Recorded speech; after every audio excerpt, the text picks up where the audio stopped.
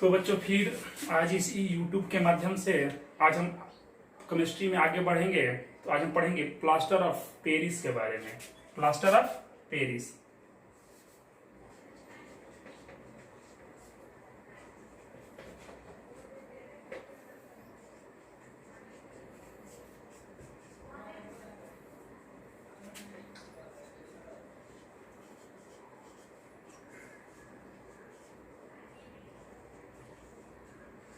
Paris.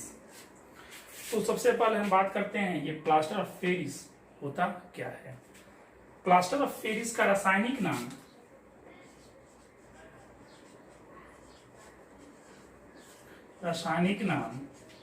होता है calcium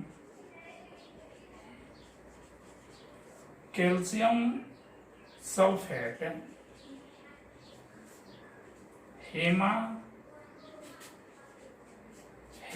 hemihydrate. Plaster of Paris का रासायनिक नाम होता है calcium sulphate hemihydrate. Calcium sulphate hemihydrate जिसका सूत्र होता है CaSO4 1/2 H2O, या हम इसे ऐसे भी लिख सकते हैं CaSO4 का होल ट्वाइस इंटू H2O। यानी आप प्लास्टर ऑफ पेरिस का रासायनिक नाम कैल्शियम सल्फेट हेमीहाइड्रेट कह सकते हैं, जिसका सूत्र होता है CaSO4 1/2 H2O, या उसको CaSO4 the whole twice H2O।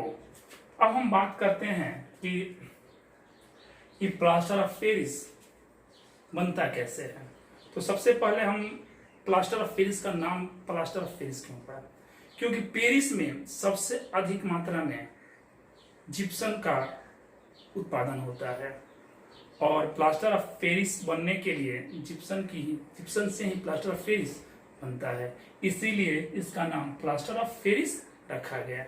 अब आपसे कोई पूछे प्लास्टर ऑफ पेरिस इसका क्यों नाम रखा गया, तो पेरिस में जिप्सम की सबसे अधिक मात्रा में उत्पन्न किया जाता है और सबसे अधिक मात्रा में उत्पन्न होता है, जिसका उपयोग हम बड़े बड़े उद्योग के लिए करते थे।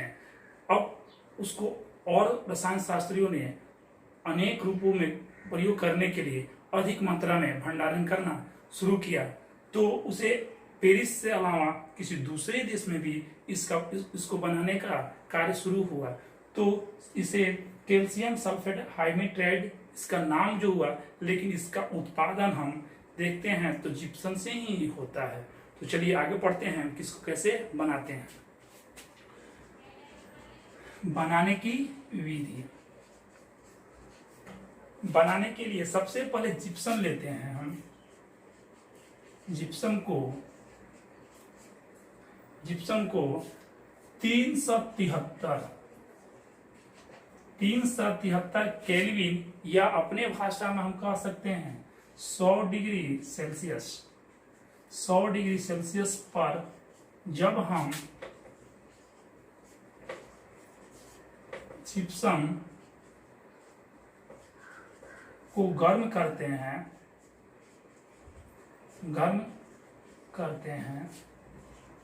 तो हमें प्लास्टर ऑफ पेरिस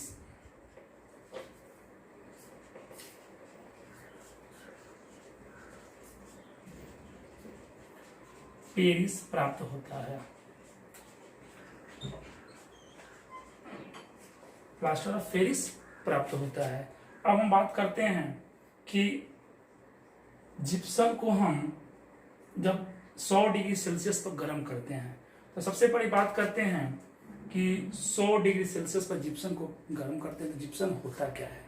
पहले इस बात पर पढ़ते हैं कि जिप्सम होता क्या है। जिप्सम का मतलब होगा आपको CaSO4 2H2O, ये आपका क्या है, जिप्सम है। देखिए इसमें एक कैल्शियम कैल्शियम सल्फेट हाइड्रेट है प्लस जल की कितनी मात्रा है, दुगुनी है। जल की मात्रा कितनी है, 2H2 यानी दुगुनी है। जब हम, अब आप ध्यान दीजिएगा कि 100 डिग्री सेल्सियस पर जब हम जिप्सम को 100 डिग्री सेल्सियस पर गर्म करते हैं, तो 100 डिग्री सेल्सियस पर गर्म करने का मतलब हुआ कि जब जिप्सम खोलता है तो उसमें से जल की जो मात्रा क्या होती है, निकलती है। तो जब जल की मात्रा निकलती है, जब जल की मात्रा निकल जाती है और जो बचता है वो प्लास्टर ऑफ पेरिस का नाम दिया जाता है। जैसे देख लिया, जैसे यहाँ जिप्सम हो गया। फिर हम आपको इसके बाद बता देते हैं कि जिप्सम भी हम कैसे प्राप्त करते हैं। तो जब हम गर्म किए हैं कितना पे, 100 डिग्री सेल्सियस पे, 100 डिग्री सेल्सियस पे जब इसको हम गर्म किए हैं तो हमें प्राप्त क्या हुआ, CaSO4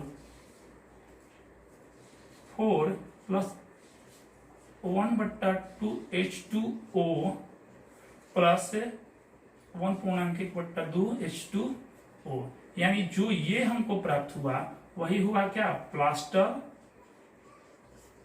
ऑफ पेरिस। और इसमें जो भाव बन कर निकला वो कितना होता है, 1.1.2 इंटू H2O यानी जल।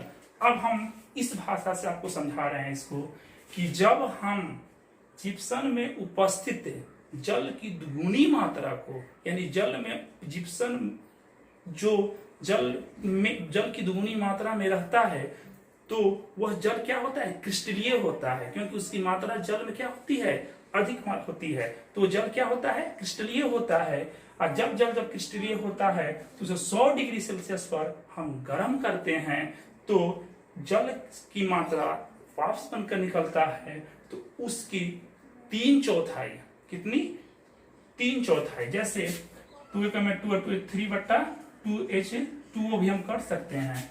इतनी मात्रा जल क्या करता है, उसमें से वो जिप्सम से अलग होता है और जो प्राप्त होता है वो क्या कहलाता है, CaSO4 1/2, यानी जल की आधी मात्रा। ये दुगुना था और दुगुना से कितना हो गया, ये आधी, यानी हाइड्रोजन कितना था यहाँ पे, 2 दूना के 4 हुआ, और ये हाइड्रोजन यहाँ पे क्या हुआ, दुगुना तो है लेकिन कितना है, आधा है।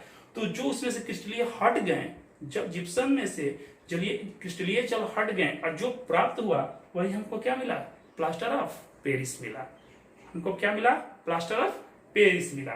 अब आप लोगों को क्लियर समझ में आ गया होगा कि प्लास्टर ऑफ पेरिस कैसे प्राप्त करते हैं। तो हम अपनी भाषा में बताते हैं कि जब जिप्सम को 100 डिग्री सेल्सियस पर गर्म करते हैं तो गर्म करने से जो जिप्सम में उपस्थित क्रिस्टलीय जल 3/2 के भाग से अलग हो जाते हैं। जो उसमें बच जाता है वह क्या कहलाता है, प्लास्टर ऑफ पेरिस कहलाता है। अब हम थोड़ा सा बात कर लेते हैं आप लोगों को कि जिप्सम कैसे प्राप्त होता है। तो हम बात कर लेते हैं प्लास्टर ऑफ पेरिस में। तो आपको ये हुआ हमारा प्लास्टर ऑफ पेरिस, ये हुआ हमारा जल। अब थोड़ा सा हम पीछे जाते हैं इसके कि अब जिप्सम प्राप्त करने का, तब आपको समझ में आ जाएगा कि प्लास्टर ऑफ पेरिस कैसे निकलता है। तो प्लास्टर ऑफ पेरिस का सूत्र हम जान गए कि CaSO4 प्लस 1/2H2O होगा और उससे जो अलग प्राप्त होगा क्या होगा, वो जल होगा। उसी प्रकार से अगर हम CaSO4 1/2H2O यानी प्लास्टर ऑफ पेरिस को किसके साथ, जल के साथ, यानी कितनी जल, क्रिस्टलीय जल के साथ, इसमें गर्म करने की बात नहीं होती है, क्रिस्टलीय जल के साथ।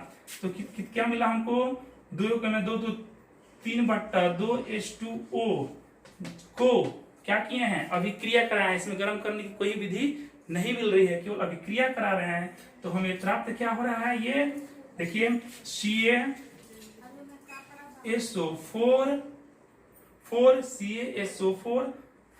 उसके बाद हो जाएगा आपको 2 2 4 और 2 1 से 4 ये 4 हो जाएगा, ये भी 4 हो जाएगा। तो हो गया वो कितना, 2H2O Ca एक ठो और सल्फर एक ठो, ऑक्सीजन कितना है, 4 है, यहाँ कितना है, तो इसके आधा, यानी क्या है, आधा है, तो 4.5 हुआ।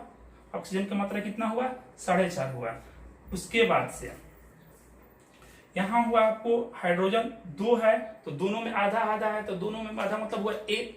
हाइड्रोजन कितना हुआ यहाँ पे 1, और इसमें कितना हुआ 2, और 2 का 2 में कट गया 3, तो 3 और 1 4, तो यहाँ हाइड्रोजन कितना मिला 4, कितना मिला 4, तो 3 यहाँ हुआ, 2 से 2 ये कट गया तो कितना हुआ 3, और इसमें का 2 है, दोनों में आधा आधा है तो 1 हुआ, तो और 1 और 3 कितना हुआ 4, 2 दूना के 4, और ऑक्सीजन है तो ऑक्सीजन आपको लिख दिया गया है, ऑक्सीजन आपको 2 दूना 2 है तो ऑक्सीजन भी 2 यहाँ पर लिख दिया गया, इसमें है कि इसमें है। तो देखिए इस प्रकार से प्राप्त हमको क्या हुआ, जिप्सम प्राप्त हुआ।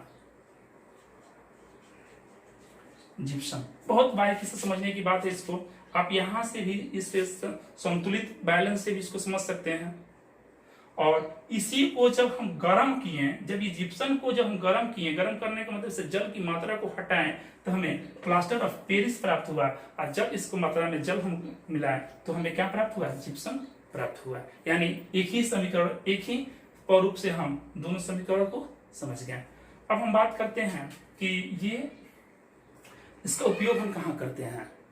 तो ये अगर जिस बच्चे को समझ में नहीं आया होगा फिर हमसे बोलेंगे कि सर इस समीकरण को दोबारा समझाइए, कमेंट बॉक्स में लिख कर बोलिएगा या फोन करके बताइएगा, हम आपको दोबारा समझाने का प्रयास करेंगे।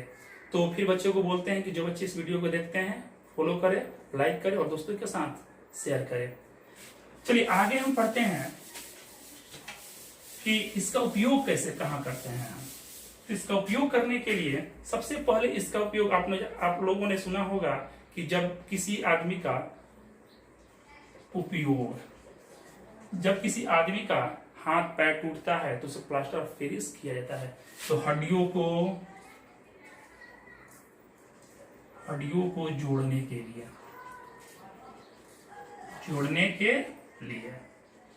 हड्डियों को जोड़ने के लिए 1 नंबर में जब भी किसी का हाथ पैर टूटता है तो डॉक्टर क्या करते हैं, उस पर प्लास्टर ऑफ पेरिस देखते हैं आप, सफेद वाला जो लगा रहता है वो जल की मात्रा जैसे जैसे सूखती है क्या होता है, हार्ड होते चला जाता है, तो हड्डियों को जोड़ने के लिए। दूसरा चीज हम देखते हैं कि आजकल आप देखे होंगे कि प्लास्टर ऑफ पेरिस की ही मूर्ति बनती है, मूर्ति बनाने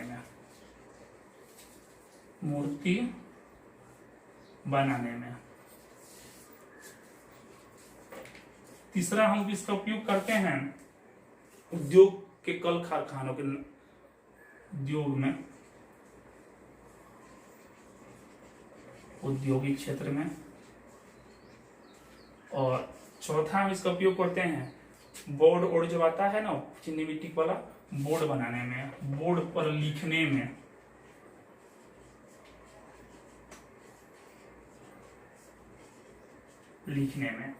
इत्यादि में हम इसका प्रयोग करते हैं।